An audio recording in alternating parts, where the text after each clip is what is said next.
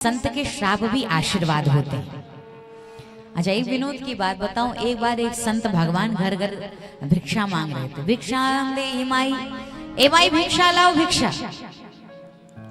एक जगह गए, वहां सास बहू की खटपट चल रही थी।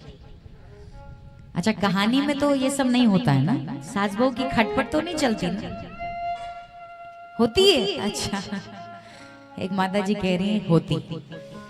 अब हमारी आवाज जहां जहां तक जा रही हो, आज हमसे एक भैया शिकायत कर रहे थे कि जब से कथा लाइव चलने लगी है ना, कई लोग तो इतनी दृष्टता करते हैं, वो कहते हैं कथा में क्या जाए, बैठ के बढ़िया घर में देख रहे हैं तो फिर कथा में जाने की आवश्यकता है।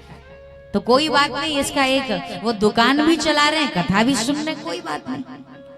लेकिन वो घर घर अगर ये कथा पहुंच रही है तो मैं ऐसे भक्तों से भी निवेदन करूं, भैया कहीं आपके घर भी तो खटपट नहीं चलती, और यदि आपके घर भी खटपट चल रही हो तो उस खटपट को झटपट समाप्त कर देना।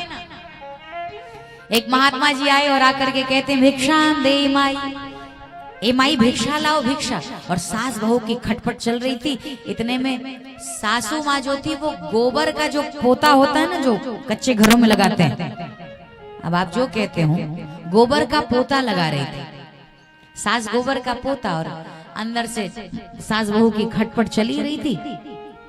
इतने में महात्मा जी पहुंच गए और कहा भिक्षाम दे माई, ए माई समय बर्बाद ना करो, साधु का क्षण अन्न का कण बहुत कीमती होता है, बर्बाद मत करो, शीघ्र लाओ। सास का मूड वैसे ही अपसेट, सासू माँ वैसे ही क्रोध में, और जहां महात्मा ने तीसरी बार कहा ए माई भिक्षा लाओ भिक्षा, इतना सुनते ही सासू जो थी उठाया गोबर का पोता, उठाकर महात्मा के ऊपर ही फेंक दिया पूरा। और महात्मा के ऊपर फेंका, महात्मा जी के पूरे सफेद कपड़े ही खराब हो गए।